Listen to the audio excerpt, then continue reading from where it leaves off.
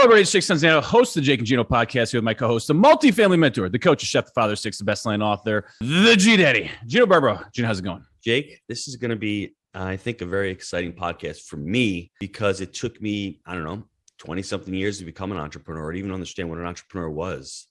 It took a long time. 9-to-5 business job. I was creating a job for myself at the restaurant. And then when I started reading Traction, started reading all of his books, I said to myself, this is what we need to be doing. And that's how the Jake and Gino community, just came out of nothing. And I've got a lot of my success due to the gentleman we're going to be podcasting today, who's got a great first name, by the way. Got a great first name. And we better get into inflection points and the different phases of this stuff, but we're going to stop ruining it.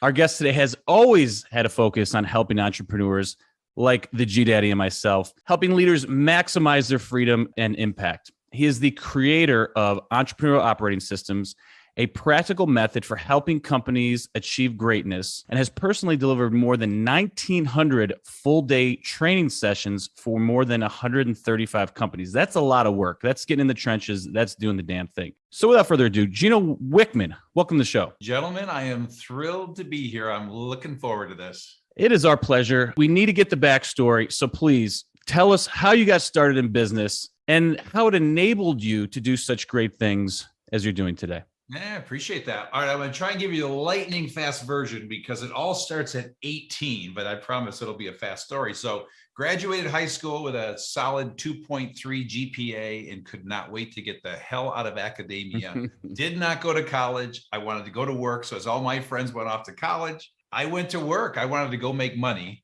I was an entrepreneur in the making. Didn't know it at the time then, but went to work. I actually worked in a machine shop for 3.5 years, saved a bunch of money, and then took my entrepreneurial leap, tried a bunch of stuff, failed horribly, lost all my money, found myself in the real estate industry. So how interesting that's a little bit of what this is about, obviously. Ultimately, what ended up happening, though, is I ended up taking over a family business that was in the real estate sales training industry.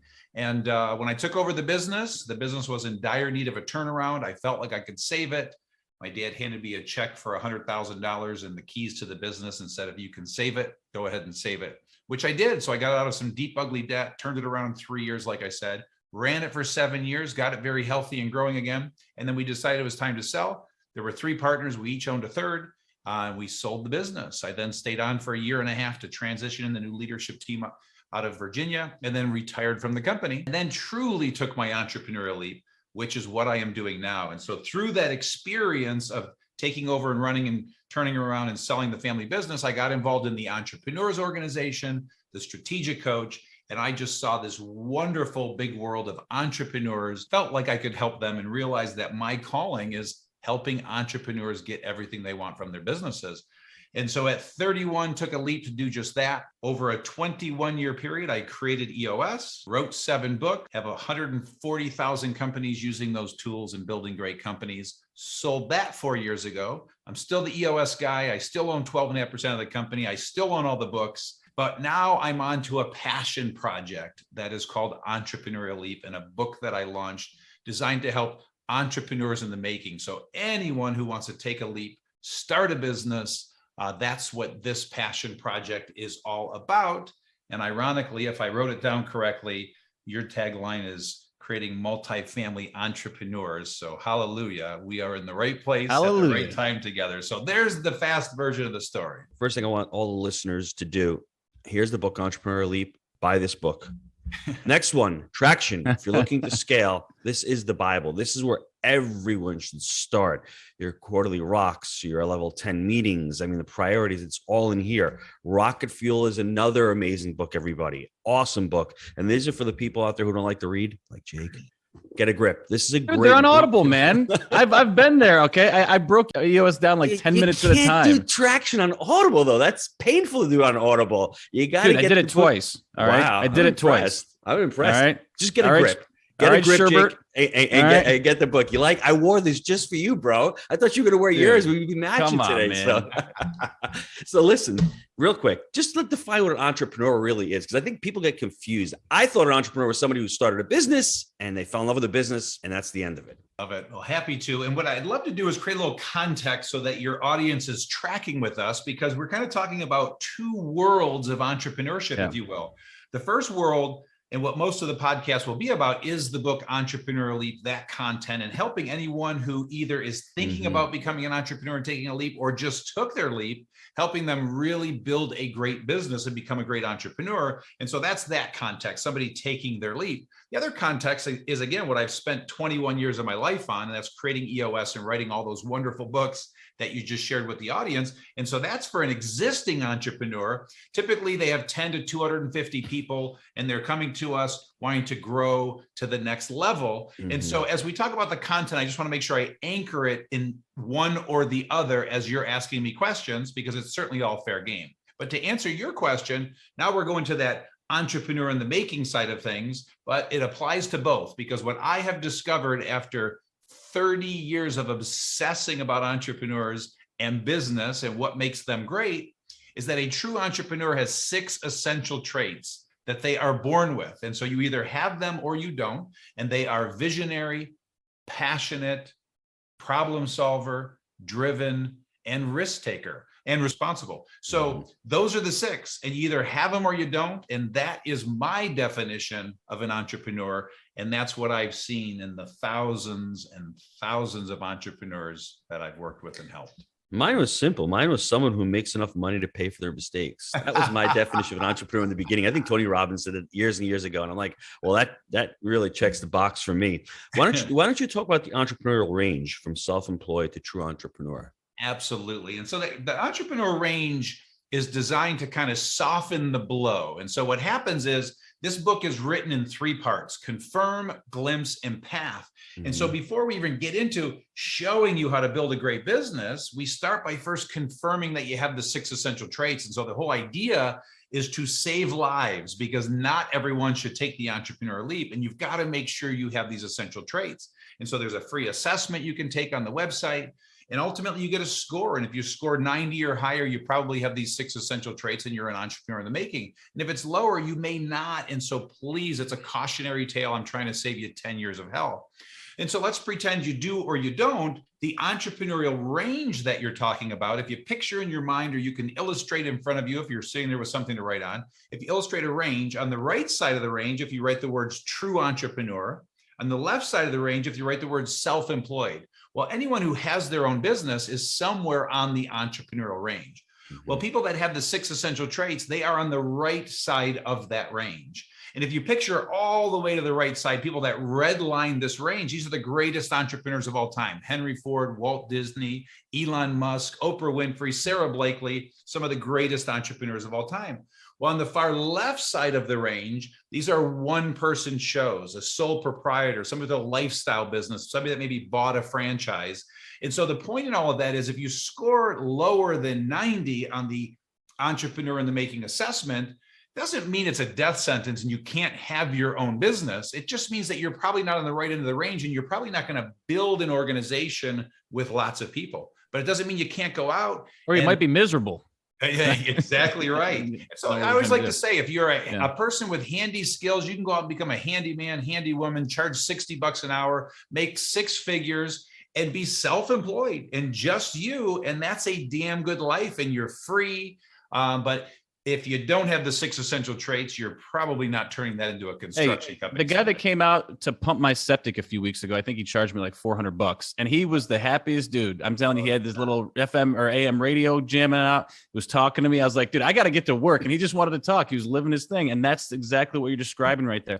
And he was talking about, I'm going on vacation in a few weeks. I'm sure he was making good money, enjoying his life. And there's nothing wrong with that. So I think that's important to note. But Gino, can I ask you a question? When this, you may not be able to answer this, but for myself, when I first started, my self-employment over 30 years ago in the restaurant business, I don't know if I had these essential traits. I don't know if I was the person that I am today.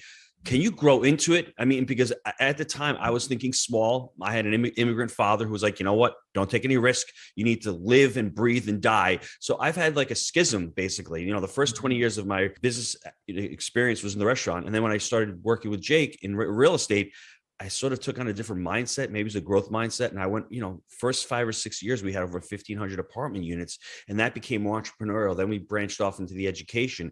So I don't want to dampen a lot of people out there that are listening to this thing going, I may not have that.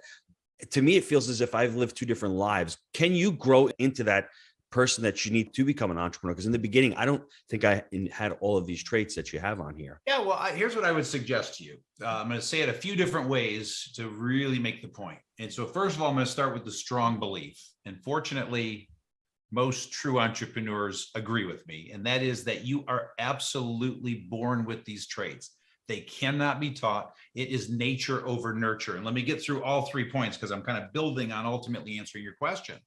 And so assuming that's true, and half the world agrees with me and half the world doesn't, just so you know. And I hope I'm wrong, because if I'm wrong, that means 7.5 billion people on the planet can all become entrepreneurs, which I don't buy for a freaking second. Mm-hmm. So that's point one. Point two is these traits can be discovered. And so now I've had these conversations hundreds of times where, if you're growing up in a household with a teacher and an engineer, in other words, people with more conservative professions, they tend to try to protect their children, and they're terrified at the thought of their kids becoming an entrepreneur, just like you described in your parents. They want to protect you. They want you to be safe. They're fearful of you taking risks. And so with the entrepreneurs that literally took them to 25, 30, 35, 40 before they took their leap, they just were raised very conservative and didn't really realize they had these incredible traits. So the point is they can be discovered.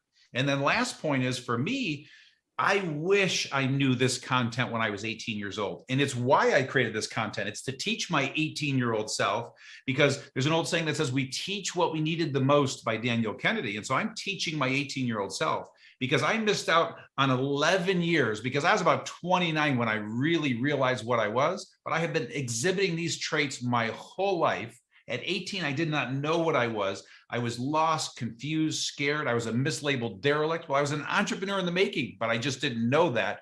And the world was just telling me there was something wrong with me, when by 29, I realized, holy cow, this is what I am. And it's always been there under the surface brewing. So my belief about you, Gino, is that it's always been there. It's always been brewing. And for some reason, you just never really flourished and let your freak flag fly until maybe when Woo! I'm wearing Can I steal the mislabeled derelict and put it up as my profession? Absolutely. Absolutely. Story of my life.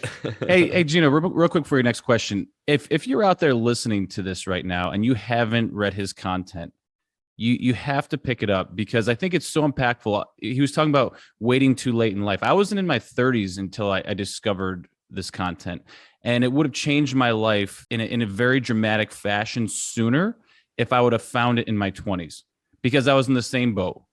Poor student.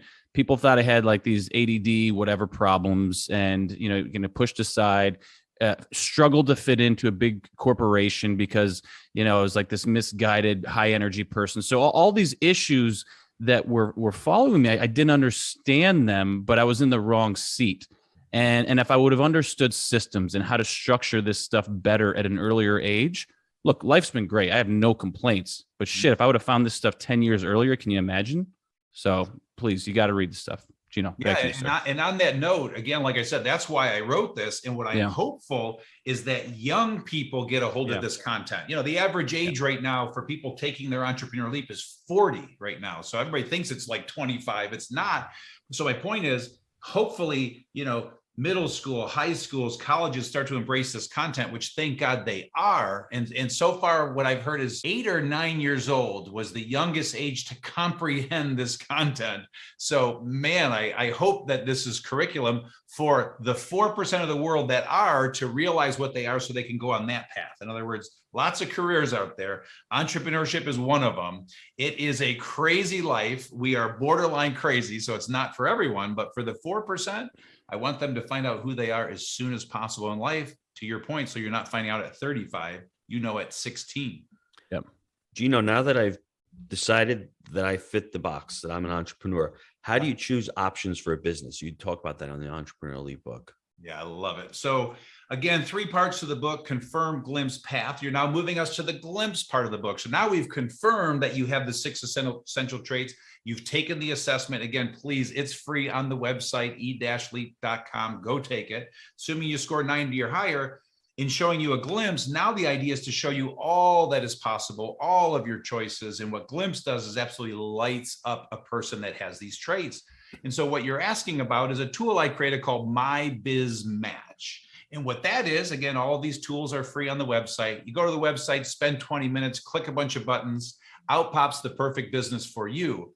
And so with saying that, I want to start by saying how great that this podcast is focused on creating multifamily entrepreneurs, because like 80% of the work is done for your audience. And so as I come back to that point, I want to start with the big picture context, because all entrepreneurs are not built to build all businesses. We are all drawn to something. We all excel in an area.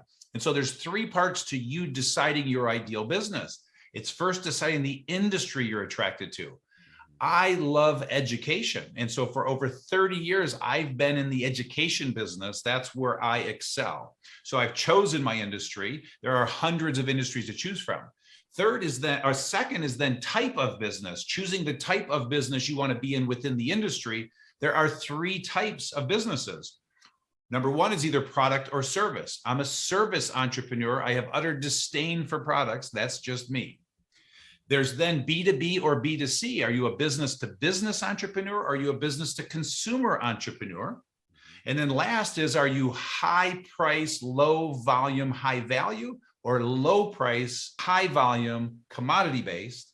And then the third is size. How big do you want to build your business? $1 billion, $1 million, 10 people, 100,000 people. You have a choice is the point.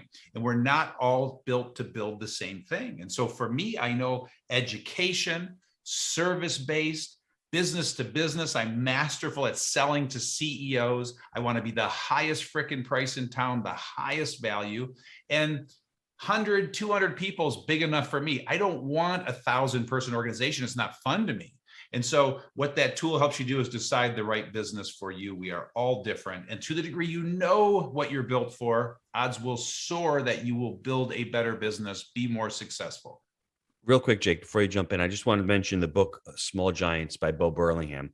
That's another fantastic book that we were able to podcast Bo a few weeks back on the Jake and Gino channel. And Jake and I were struggling with this. We're just similar to Gino Wickman out there. We don't want to take down 3,000 units a year. We don't want to have 15,000 employees. We want to be a small giant. We want to have culture. We want to have core values permeate throughout the industry. I want to have a family business where I know all of my employees and I can impact them and create wealth for them. And that's just what Jake and Gino want. So for you out there, if you're stuck, because we're all taught that you need to be the next Facebook or the next Uber or the next Airbnb. You don't have to be that. You can be whatever size you want to choose and however you want to impact life. And I think that's important. That book really reaffirmed what Jake and I were doing. We don't want to syndicate deals. We don't want to raise capital. We don't need to. If that choice comes down, we will. But right at this point in time, we feel comfortable for what we're doing. And Bo's book really helped us out. It's so in alignment, Gino. It's ridiculous because it was the size comment that he was making at the end there.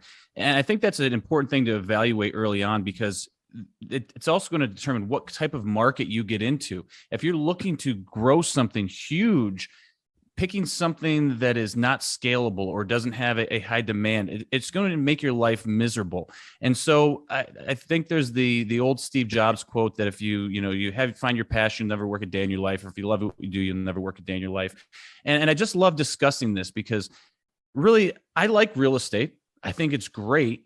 I love the people that we work with. I love what we're doing in the sense that we're building something, we're getting damn good at it. So I just challenge people to watch out for the follow your passion and taking it to extremes, because I know there's like funny Gary Vee stuff like, oh, if you like Pokemon cards, become a Pokemon trader.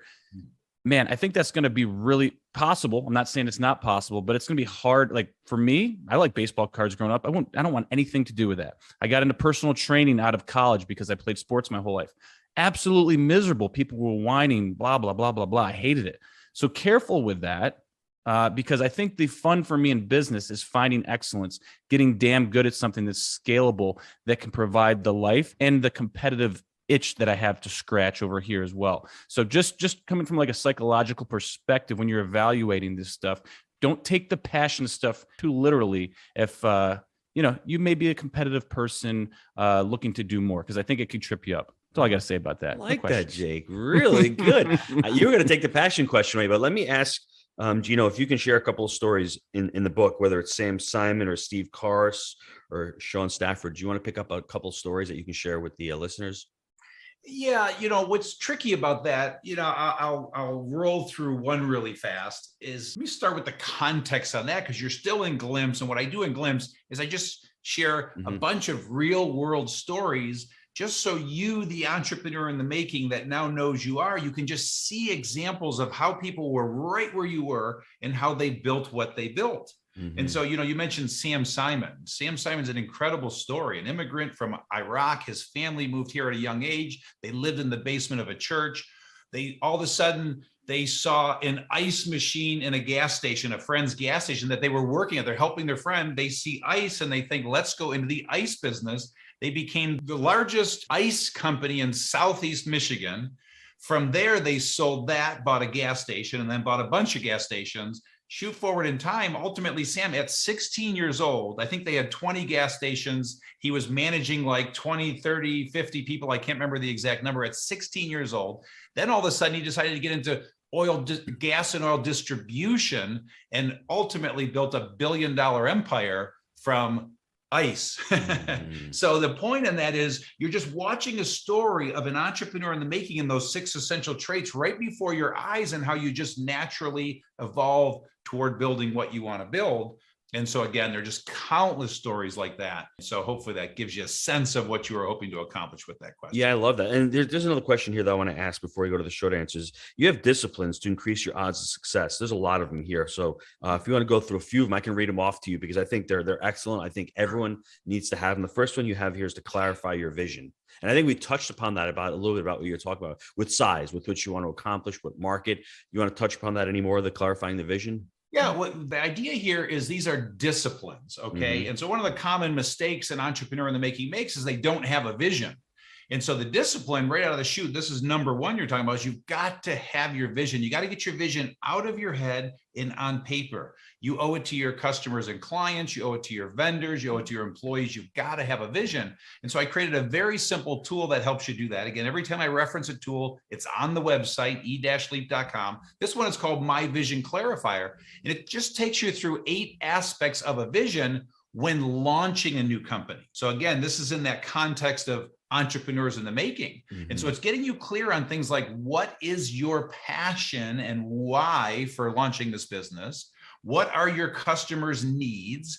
Who is your ideal customer? What is your pricing model? What's the 10-year goal, the 3-year plan, the 1-year plan, and then the next 90 days? And so the idea is just to get that entrepreneur in the making, that visionary type mind, to get it on paper, because it's very hard for them to do, because they see it in their head and they just go forward every day. But that's not fair to all of the people around you. And so you got to start by having a clear vision when you launch that business. Again, your odds will soar that you'll succeed. I have the next one. I don't know why I wrote this down. Partners with a question mark. Are you looking to see if there's partners in this vision of yours? Yeah. And this discipline is called decide if you're a partner person. Okay. And so there's 2 types of entrepreneurs in the world. Ones that should have partners and ones that should never have partners. And there's no bad answer. They're both okay. So I could tell you horror stories about a person who should never have a partner that had partners, and how they had to unwind those relationships 5 and 10 years in. And then the partner person that tried to go it alone and failed horribly because they need a partner. And so first thing you have to do is decide which one you are, and know that it's not bad or good, either one. All that matters, this is that point about know yourself, be yourself fully. And so know which one it is. And now if you're a partner person, there's 2 types of partner people. There's the partner person that must always have controlling interests. They still need to make the final say, but they're comfortable giving equity to others. And then the second type is the partner person that wants equal equity with their partners. If there's 2 of you, it's 50-50, 3, third, 4, quarter. But that's a person that needs to have a partner and wants somebody shoulder to shoulder making decisions together with them. And so the point is to decide now, so you don't make a mistake as you launch your business, either with a partner and you're not a partner person, or somewhere along the way you bring in a partner when you don't have a partner person, or you win it alone when you really should have had a partner. Hopefully that makes sense. I love that. The next one is really obvious to us right now, but when you're first starting out, bigger problem solved, more money. Yeah. And so I like to simplify this one by saying, you cut a lawn, that's worth 25 bucks. You put somebody on Mars, that's worth 25 billion bucks. And so somewhere between those two pieces of value at the end of the world. So you have to understand, if you're frustrated because you're not making enough money or people aren't paying you enough, you're just not adding enough value. And so the bigger the problem you solve in the world, the more money you're going to get paid. And so me as an EOS implementer, when I'm working with my clients, and all of us EOS implementers out there, when we do a session with our client, it's incredibly valuable. And so we're able to charge a very large fee for the day that we're working with that client, because we are helping them build a great business that's going to generate a lot of cash flow. That's worth money. That's adding value. And so you'll always find you're getting paid in direct proportion to the value you create and the problem that you're solving in the world. A little Zig Ziglar in there, Jake. Next one, get feedback from clients and customers. That's an important one that a lot of us don't want to add up to. I'm reading this book from the founder of Hilton. I think he says 98% of the customers are amazing. You got the 2% that are just, you cannot make them happy. So listen to everybody and you have to get that feedback. And not all feedback is valuable. The 2% is not, but you still need to get it, correct? Yeah, for sure. And the point here is, when you decide on the service you're going to bring to the world or the product that you've created to bring to the world, you need to get feedback from your customers and clients, and that is typically them paying for it. And so what a typical entrepreneur in the making does is they spend all their time in the lab trying to get it right. They're asking their brother, sister, mother, dad, friend, neighbor for feedback, people that aren't going to pay them a penny for this stuff, when that's going to accomplish nothing. And so the sooner you can put your product or service out to the world and see if somebody will pay you for it, and then ask them what they think about it, that's what's going to move you forward faster. These are disciplines for helping you succeed faster. And not only the first, second, and third time you sell the product, it's year 1, year 2, year 10, year 20. You've got to constantly keep getting feedback from your customers and clients so that you are staying cutting edge, providing maximum value. You'll stay in business forever if you do that very simple discipline. Simply put, profit is just applause from your customers. That's basically all it is, everybody. The next one, we can lump them together. Have a plan B and work hard. Work hard is very simple. You can work the 4-hour work week when you've been doing this for 20 years, but not when you're starting out. Like you have the book Rocket Fuel. It really takes a lot to get that rocket off the ground. So the beginning is really working hard and having that plan B. Yeah. And so they are actually very different from each other. And so I'll separate them in answering this question. And I'll start with the plan B. And so I jokingly say, have a plan B, C, and D. You don't have to go all the way to D, but C ain't bad. The point in this is the plan that you launch your business with will not be the plan you will end up with. It's going to change. And it's going to change somewhere between week 1 of launch and year 10. But it's going to change. Statistically, it's going to change. And so it's being prepared and not being surprised and not falling in love with your plan. So that's what most people do. They love the plan that they created, and they're so rigid and inflexible, they just literally slowly go out of business because they're unwilling to change it. It's going to change. Be ready with a plan B and ideally C. Work hard means whatever time you decide you're going to commit to the business, you've got to work your ass off. You've got to be obsessed. You got to be focused. You got to work hard. And so I'm a pretty balanced person. I took an August sabbatical every year for 21 years building EOS worldwide. But when I worked my ass off. I'm very focused. I'm very obsessed. So you got to work hard. Nothing is ever going to replace working hard. And so if you think there's an easy way to do it, I've yet to find an easy business. So they're all hard to build, and you got to plan on working hard. And if you don't have that essential trait, sadly, you're probably not going to succeed. Take criticism with a grain of salt. Yes, this is one of my favorite ones. And so this is, as you go forward, you must get feedback, but know that a lot of the feedback is going to be terrible, and a lot of it is going to be critical. And if you let that hurt you, drain you, knock you off kilter, that's dangerous. But also, if you take the bad advice, that could potentially put you out of business. And so you got to take it all with a grain of salt. I always like to say, if you read 100 books on business and applied everything from all 100 books, you'd be out of business in a month. And so your job is to read those 100 books and glean what you feel is right for your vision, your core values, your culture, your plan, your goals. Point one. Point two is a fun little story I like to tell about a very well-known entrepreneur from the 50s, whose name I will not state because I've heard the story and I can't validate that it's from him, but I've heard it's from him. And so what he did is he formed a board of 10 intelligent people. These were really intelligent people. And he would bounce all of his ideas off his board of 10 intelligent people. And when he would present an idea and 8 hated it, he knew it was a winner. And when 10 out of 10 hated it, he knew it was revolutionary.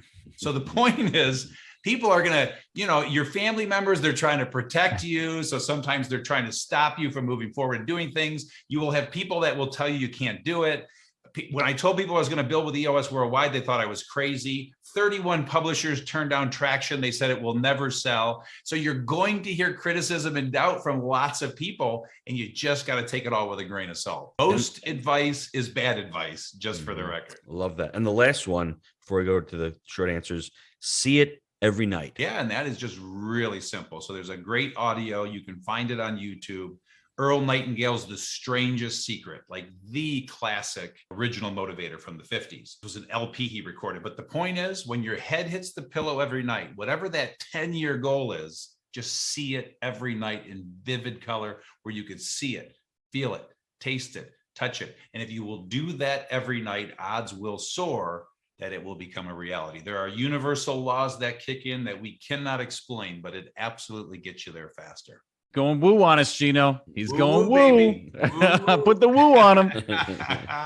I just wish this stuff was in college. I think it would make such a huge impact on folks. Not for everybody. But I've got 3 universities that are now teaching this in their curriculum. So I hope that's the first of many, many, many. Shoot them offline, because if my kids ever get to go to school, they're going there. We'll see what happens. You got it. All right, guys. Let's take a quick time out here from our sponsor.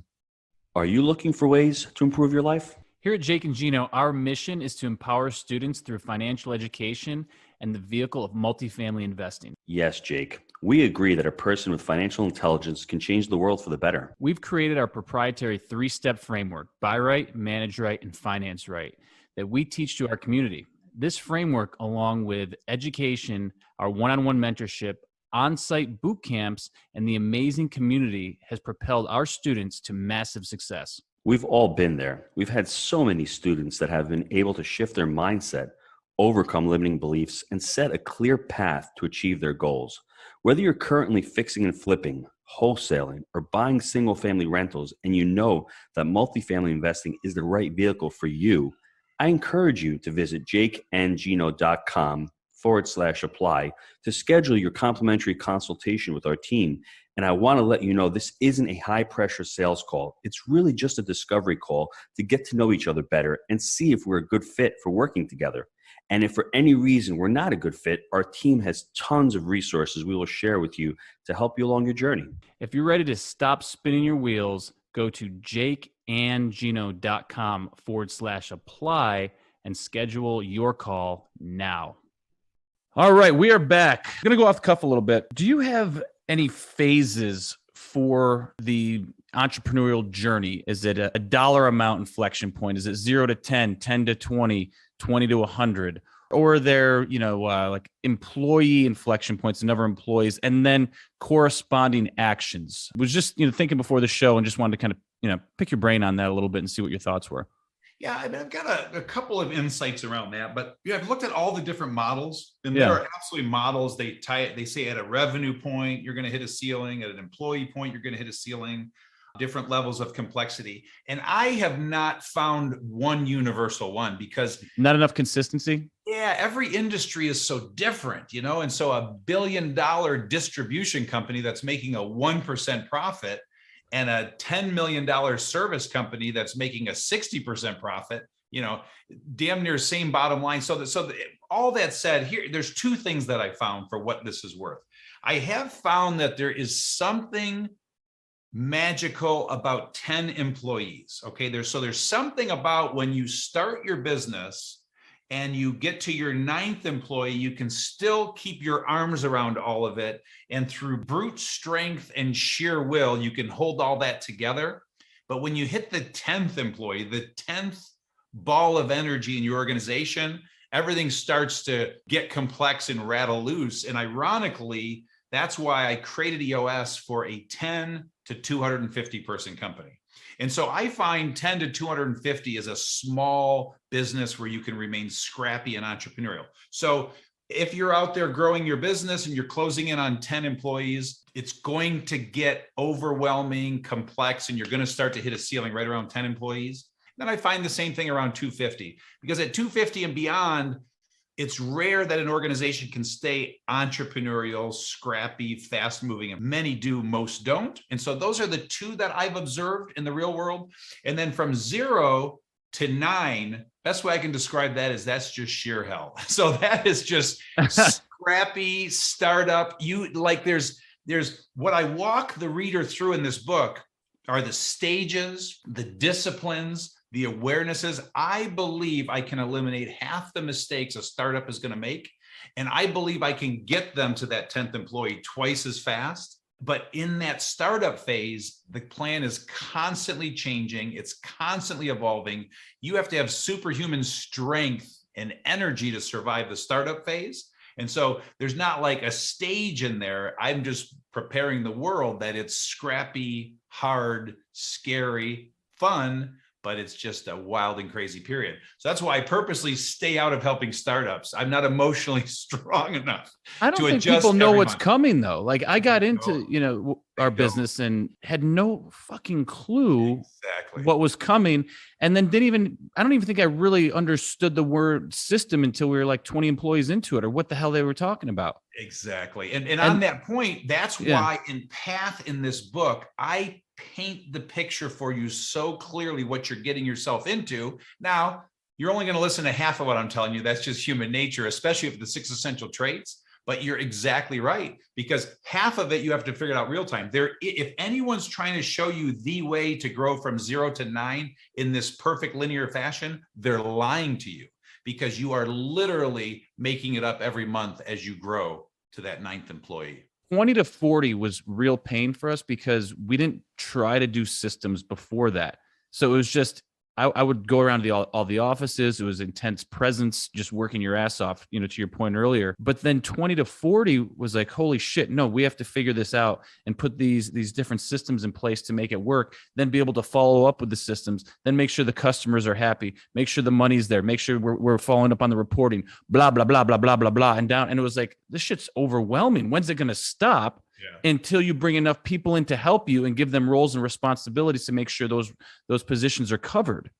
So that was insane, because then also I'm worried about the expense creep, and I don't want to, put another person in, because I'm like, oh my God, we're not going to make any money anymore. So this whole evolution that you just don't see coming just hits you in the face. You freak out for about 2 years, you find a gentleman like yourself, you figure out, okay, we can get this shit together. You put the roles and disciplines into place. And then from, 40 to we're in our 60s now has been a much more enjoyable experience. And a lot of it's, we need a system and a person to do that. We've done this before. Not that big of a deal. Let's get the right people on. Let's get recruiting. So it's been a wild ride, but yeah, those first few years can be absolutely wild for sure. So, okay. So pretty much a lot of different things out there, but 0 to 10, hold on for your life. And if you can get past it, we're going to give you a call, right? Is that kind of what we're saying? Exactly. Then we're in that other context, EOS and traction, where, yep, you got it. Now we're going to show you a system to run that 10 to 250 person company like a Swiss watch. But there's such a good niche for your new book, though, because I think you're preparing people for what I just described, and it's coming. If you're going to step out into this world, this is going to help you prepare for the next step. So on the personal side of things, any habits or rituals that you've done that have, helped you out from a success standpoint? Yeah, for sure. I'll try not to go too far into this. I just launched. He's going woo on us again, Gino. He's going woo. Well, there's some woo in what I'm about to share with you. Half is woo and half is very practical. But there's some new content I launched. It's called 10 Disciplines for Managing and Maximizing Your Energy. And that's certainly not what this podcast is about. But that is a mini book I added in the back of a book I released called The EOS Life. And then this mini book I'm talking about is a free ebook on the website, the10disciplines.com. And it's the number 10.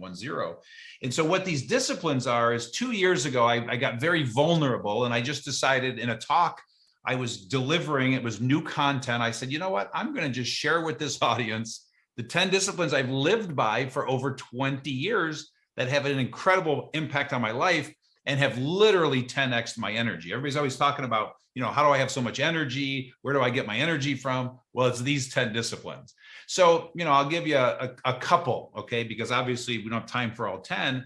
But one is simply 10-year thinking. And we touched on it here. And ironically, it's one of the chapters in the Entrepreneurial Elite book because it's so powerful.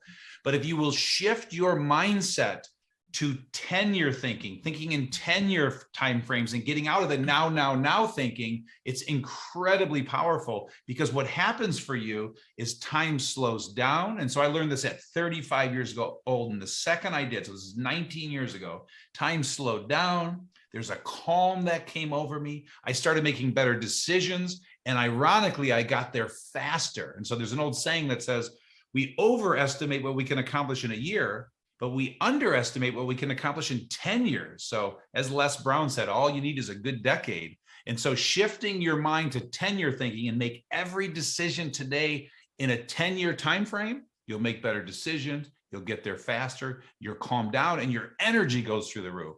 And so that's one example. And then Can I comment on that real quick? Yeah, please.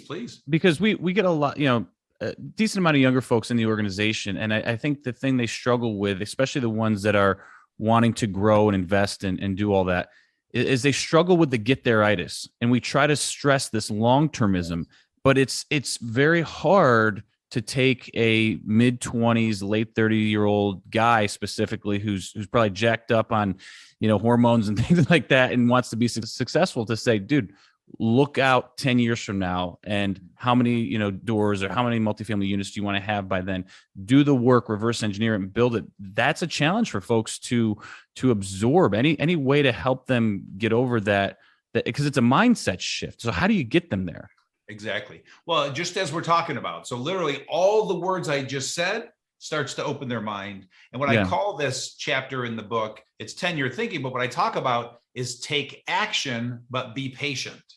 And one of the other things I say to them is, let's start with a 55-year-old person, okay? By all measures, a 55-year-old has 3 good decades left. I mean, you could build 3 empires. At 55 years old, you've got 3 decades left. So now let's talk to the 25-year-old. The 25-year-old has 6 good decades left. They could literally build 6 empires. And so just helping them understand the perspective, because the 25-year-old, almost all they can see is tomorrow. And so we're just trying to get their mind open. And the guy on Instagram who bought the Ferrari and the Rolex, and they don't have it. Right, exactly. That's all they're focused on. Exactly. And so with that, if we can just get them to start to realize this thinking, in worst case, start by getting them to think a year out. And then 5 years out and get to 10 years. Again, I was blessed to learn it at 35. So I got there. I don't know if I could have at 25, but who knows, because I didn't have this content then. So it's just starting to build that muscle. And the more they think about it, the more awareness we create, they start to expand that time horizon. And ironically, again, when they look at it and realize, wow, I've got 6 decades, they will build and create more by 35, 45, and 55 than they would the way that they're thinking now. Come on. I don't want to speak it because I know you got something to say. I've got a lot to say about the topic. We actually partnered with a gentleman. We created a 100-year real estate investor. Love it. He takes it. My partner Rick Sapio takes it to the 100 years. And what do we do with the company? We sell whole life insurance. And everyone says whole life is a terrible investment. First of all, it's not an investment.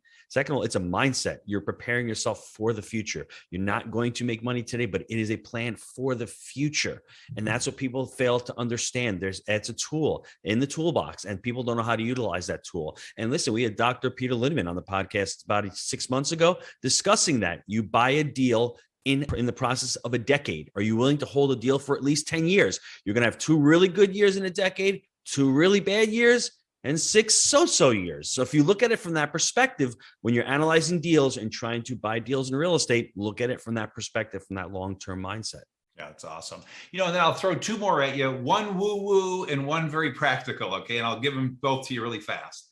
So another discipline of the 10 disciplines for managing and maximizing your energy is be still. Okay. And so be still means you take 10 to 30 minutes every single day, typically in the morning, whatever works for you, and you be still. So for people, it's all different. It's meditation, it's prayer, it's contemplation, it's journaling. But if you will just commit to that discipline, your energy will go through the roof, your creativity, your patience, etc. And then the practical one, another discipline, is prepare every night. And what this means is that before your head hits the pillow, you must have documented tomorrow's plan. And so that is where you sit down in chronological order, you lay out tomorrow, everything you've got to get done from the second you wake up till the second you go to sleep, your meetings, your appointments, your calls, your projects. And by doing that, you sleep better. Your subconscious goes to work. You wake up with ideas and you hit the ground running. And again, your energy goes through the roof and you're much more productive. And the person that says, oh, I like to wake up and have the day come at me, bullshit. I will outproduce you every day of the week if you wake up and just start checking emails. And so there's one woo-woo and one practical discipline. No, I think they're both practical. And I'm going to put a cherry or a life hack on the check it before you go to bed. So I plan every Sunday, I spend an hour to 2 hours planning out my week, even though it's on the Google Calendar. And then on top of it, I write it down on cardstock and it stays with me for the week. There's some benefit to it. I've been doing it for, I don't know, 10, 15 years now. It's probably been the best discipline that I've done in my entire life. And but what I write mine on my Lego pad. Everything's on my trusty Lego pad, just like your cardstock. But I do it Sunday mornings, so it's with me the whole week. So if I put in a 12-hour day, I'm getting my ass kicked, whatever. All I got to do is look at it. Oh, bing, bing, bing, bong. That's what's going on the next day. It's in the subconscious, and I'm ready to go. So it works really well, because you might get to the end of the day and be like, shit, I'm tired, or we got to go out to dinner, or whatever the case may be. So it takes a minute to write it down. Prepare, get your ass going Sunday. It's with you for the rest of the week. I got a few more, but man, we're getting long. One more. Here we go. Misguided derelict to successful entrepreneur. Describe the payoff, because I was talking a lot about the pain, but what is being a successful entrepreneur done for your life on a personal level? Well, I'll say a couple of things, because if you truly have these 6 essential traits, you are a driven person, and it is a blessing and a curse. Okay. And so sadly, for those that don't know how to manage drive, it isn't very rewarding, because you achieve that success and then you want more. So I'm a bit blessed to have learned how to control my drive. So I want to separate the two, because, for almost 40 years now, I've been driving, being successful, creating, and almost like never satisfied. I learned how to control that and kind of celebrate the successes now. So it's incredibly rewarding and satisfying to look back, but I'm most of the time looking forward. In other words, I'm sitting here at 54. I plan on being around to at least 100. I've got 4.5 good decades left. Worst case, if I live to the normal lifespan, then 82, I'll kick the bucket. But to me, it has given me confidence. I see the opportunities in the world, and I look forward to capitalizing on those opportunities, which the root of all of it is to help people. In other words, I am here to help human beings, typically entrepreneurial leaders, gain absolute freedom, make a huge impact on the world, and fully express their creativity. And so for me, again, looking back, it's a confidence that I can do it. It's certainly a satisfaction that I've done it, but I've accomplished 10% of what I intend to and hope to accomplish. And worst case, if I don't, it was a pretty damn good journey. Best way I can answer your question. How about the freedom aspect of it and choosing your own path? Because that's what really kind of lights my fire personally. You have anything to say on that? And are you asking me to expand on what freedom means? Is that what you're saying? No. How important it is to you? Because I think there's some similarities probably between the two of us. And I'm guessing if you were in a cube or in a box and, asked to do things, I just have a feeling that would be an issue for you. It would be an extreme issue. So freedom. I live for freedom. I designed my life for freedom, and that's all forms of freedom: relationship freedom, financial freedom, time freedom, creative freedom, soul freedom. So I am all about freedom. So I want to control my time, my energy, my everything. And I don't want anybody to control that for me. So yeah, freedom is a very emotional word for me. Yeah, no, for sure. All right, Gino's going to wrap here, but give us the resources one more time where we can get the multitudes of, man, I don't know, trainings, books, personality assessments. You hit us with about 50. So where can we get the resources? I know. Well, here, I'll simplify it. Okay. So okay. I'll simplify it and then I'll offer up a couple of things. So the epicenter of everything I'm working on, there's 5 major pieces of content that I have put out to the world. And you can find all of that at ginowickman.com. So that's the epicenter of all that content, all those books. What we've talked about 80% of this podcast, though, is Entrepreneurial Leap. And so that is e-leap.com. You can get there through ginowickman.com. But I just want to speak to e-leap.com because this is most of your audience. And so for anybody that is thinking of taking the entrepreneurial leap or has just taken the entrepreneurial leap and you're in startup phase, this is the book for you to confirm that you are, show you a glimpse and a path and a whole bunch of free tools. That's where the assessment is. And then to take it one step further, for anyone out there that loves the content we're talking about and wants to teach it to the world, click on the Become a Collaborator button on the website, because what I'm doing is giving my content away to collaborators that want to teach this stuff. And so even with you guys, with your audience, please teach everything in this book freely. Become a collaborator. I want this message to get to the world. I can't do it alone, and you don't have to pay me anything. We don't sign any agreements. I just want you to teach it to the world. So click on the collaborator button if anyone out there wants to teach this content to the world and help entrepreneurs in the making and mentor them and teach them. And that's what I would share. All right, Gino, you're up. Gino Wickman, 2.3 GPA student in high school. He's lost. What do I do? College is not really for me. To succeed. and I think the turning point for what I was hearing correctly is at 35 years of age, he decided the long-termism, decided that building a business is what he wanted to do. And I love, this is Gino's, I think I came up with his slogan for the Entrepreneurial Leap. Eliminate 50% of your mistakes while getting you there twice as fast. Hallelujah. And that is the slogan, everybody.